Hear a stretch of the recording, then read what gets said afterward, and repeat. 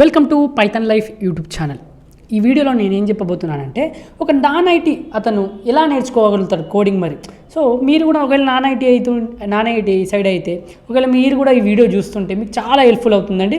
So వెంటనే ఈ వీడియోని లైక్ చేయండి.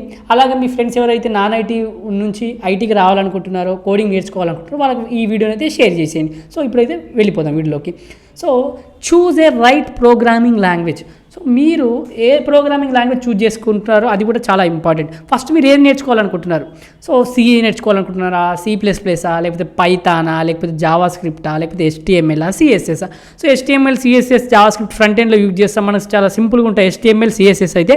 సో అలాగే పైథాన్ నేర్చుకోవాలనుకుంటే పైథాన్ నేర్చుకోండి. సో మీరు ఏ ప్రోగ్రామింగ్ లాంగ్వేజ్ నేర్చుకోవాలనుకున్నా కూడా మన దగ్గర 40+ ఐటీ ఫుల్ కోర్సెస్ మనం అప్లోడ్ చేసి ఉన్నాయి. ఒకసారి వెళ్ళి మన యూట్యూబ్ ఛానల్లో చెక్ చేయండి. మీకు బేసిక్స్ లేకపోయినా బేసిక్స్ అన్నీ కవర్ అయిపోతాయి. సో ఇది ఒకటి. So first programming language choose చేసుకోవడం చాలా చాలా ఇంపార్టెంట్. నెక్స్ట్ వచ్చేసి ఏ ప్రోగ్రామింగ్ లాంగ్వేజ్ చూజ్ చేసుకున్నా దాంట్లో ఉన్న బేసిక్స్ని మాస్టర్ చేయాలి మీరు. డాటా టైప్స్ కావచ్చు, వేరియబుల్ కావచ్చు, కంట్రోల్ స్ట్రక్చర్స్ కావచ్చు, తర్వాత ఫంక్షన్స్ కావచ్చు, తర్వాత మాడ్యూల్స్ కావచ్చు, ఇంకా చాలా మన బేసిక్స్ ఇవన్నీ కంప్లీట్ చేసేయాలి. ఫస్ట్ మీరు బేసిక్స్ కంప్లీట్ చేస్తే మీకు ఒక స్టెప్ ఇంకా ముందుకు వెళ్ళగలుగుతారు. సో ఫస్ట్ బేసిక్స్ అనేటివి కంప్లీట్ చేయండి. తర్వాత ప్రాక్టీస్ కోడింగ్. సో మీరు ఎన్ని ట్యూటోరియల్స్ వీడియోస్ చూసినా మన యూట్యూబ్ ఛానల్స్ ఎంతసేపు చూస్తూ ఉంటే రాదు. ప్రాక్టీస్ చేయాలి. కోడింగ్ అనేది ప్రాక్టీస్ చేస్తూ ఉండాలి రెగ్యులర్లీ. సో తర్వాత ఏం చేయాలి? మీరు నేర్చుకున్న దాన్ని ప్రాజెక్ట్స్ రూపంలో ఇంప్లిమెంట్ చేయాలి. సో మీరు చిన్న చిన్న ప్రాజెక్ట్స్ పైన వర్క్ చేయండి. కోడింగ్ ఛాలెంజెస్ తీసుకుని దానిపైన ప్రాబ్లమ్ సాల్వ్ చేయడానికి ప్రయత్నించండి. తర్వాత ఇప్పుడు ఏమవుతుంది, మీకు ఇది ఇలా మీరు చేస్తూ ఉంటే ప్రాక్టీస్ చేస్తూ ఉంటే మీకు సింటాక్స్ పైన చాలా గ్రిప్ వస్తుంది. తర్వాత ప్రోగ్రామింగ్ కాన్సెప్ట్ మీరు ఏమేమి నేర్చుకున్నారో దానిపైన మీకు చాలా అవగాహన వస్తుంది. తర్వాత మీకు ఒకవేళ మీకు ఏ వెబ్సైట్లో ప్రాక్టీస్ చేయాలో కూడా తెలియకపోతే నేను ఇక్కడ చెప్తున్నాను. కోడర్ బైట్ కావచ్చు, కోడ్ వార్స్ కావచ్చు, కోడ్ షెఫ్ కావచ్చు, ఇంకా చాలా వెబ్సైట్స్ ఉంటాయి. సో మీరు ఆ వెబ్సైట్కి వెళ్ళి ఒకసారి కోడింగ్ ప్రాక్టీస్ చేయండి. తర్వాత ఫైండ్ ఏ కమ్యూనిటీ.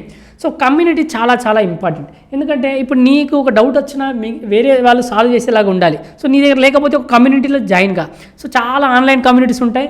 మీరు ఎలాంటి క్వశ్చన్స్ అడిగినా వాళ్ళు రిప్లై ఇస్తారు, వాళ్ళు మీకు గైడెన్స్ ఇస్తారు, సపోర్ట్ ఇస్తారు. సో మీరు ఈ కోడింగ్ నేర్చుకోవడానికి ఒక కమ్యూనిటీలో జాయిన్ అయ్యి వాళ్ళ హెల్ప్ తీసుకోవచ్చు మీరు.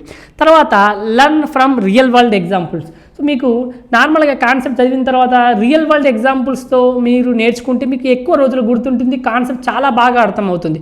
సో మీరు రియల్ వరల్డ్ ఎగ్జాంపుల్ తీసుకొని దాని నుంచి ఎలా వచ్చింది అనేది కాన్సెప్ట్ అనేది అర్థమవుతుంది. సో మీరు రియల్ వరల్డ్ ఎగ్జాంపుల్స్ పైన స్ట్రెస్ చేయండి. దాని ద్వారా మీకు ఇంకా ఈజీ అర్థమవుతుంది. సో మీకు కాన్సెప్ట్ అనేది క్లియర్గా అర్థమవుతుంది.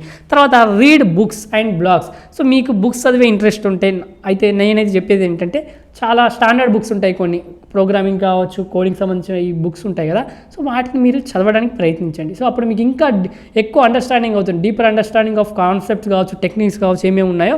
సో బుక్స్ అండ్ బ్లాగ్స్ కూడా చాలామంది రాస్తారు కోడింగ్ సంబంధించి, అవి ఒకసారి ఫాలో అవ్వండి వీలైనంత వరకు. సో తర్వాత start building projects. Very very important. చాలామంది చేసే మిస్టేక్ ఇదే. చాలామంది ప్రాజెక్ట్స్ పైన వర్క్ చేయరు, కాన్సెప్ట్ నేర్చుకుంటారు కానీ ప్రాజెక్ట్స్ పైన వర్క్ చేయరు. So start building projects, experimenting with different libraries and frameworks. కొత్త అంటే ఫ్రేమ్వర్క్స్ వస్తాయి, ఎప్పటికప్పుడు లైబ్రరీస్ వస్తున్నాయి కాబట్టి. సో ఇప్పుడైతే మీరు different libraries and frameworks use చేసుకొని ఎక్స్పెరిమెంట్ చేయండి ప్రాజెక్ట్స్ పైన. సో మీకు కూడా ఒక ఎక్స్పీరియన్స్ ఉంటుంది, ప్రాజెక్ట్స్ రియల్ టైం ఎక్స్పీరియన్స్ అనేది వచ్చేస్తుంది. తర్వాత గెట్ ఏ మెంటర్.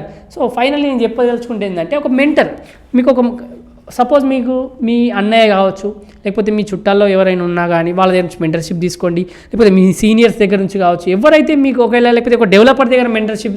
సో ఎవరైతే మీకు మెంటర్షిప్ ఇస్తారో అది చాలా ఇంపార్టెంట్ మెంటర్షిప్ తీసుకోవడం. ఎందుకంటే మీకు నాన్ ఐటీ వాళ్ళు, సో మీకు నాన్ ఐటీ వాళ్ళు కాబట్టి ఎవరో ఒక మెంటర్ ఉంటే అతను మీకు గైడ్ చేయగలుగుతారు. సో అదే చెప్తున్నాను, ఇక్కడ మీ గైడెన్స్ కోసం కావచ్చు, సపోర్ట్ కోసం కావచ్చు, మీరు దాని ద్వారా మీ మెంటర్ దగ్గర నుంచి చాలా నేర్చుకోవచ్చు. సో వీలైతే ఒక మెంటర్ని చూసుకోండి, మీ బ్రదర్ కావచ్చు, ఎవరో ఒక దగ్గర, వాళ్ళ దగ్గర నుంచి మీరు సపోర్ట్ కావచ్చు, గైడెన్స్ కావచ్చు తీసుకోవచ్చు. సో ఇంకా మీకు ఏదైనా ప్రోగ్రామింగ్ లాంగ్వేజ్ ఇప్పుడు నేర్చుకుంటారు కదా. సో ఒకవేళ మీకు ఫుల్ స్టాక్ పైథాన్ ప్రోగ్రామింగ్ నేర్చుకోవాలనుకుంటే మన దగ్గర పెయిడ్ కోర్స్ ఉంది. కామెంట్లో అన్ని డీటెయిల్స్ ఉంటాయి. తర్వాత డెమో లింక్ కూడా ఉంటుంది. డెమో చూడండి, నచ్చితేనే జాయిన్ కండి.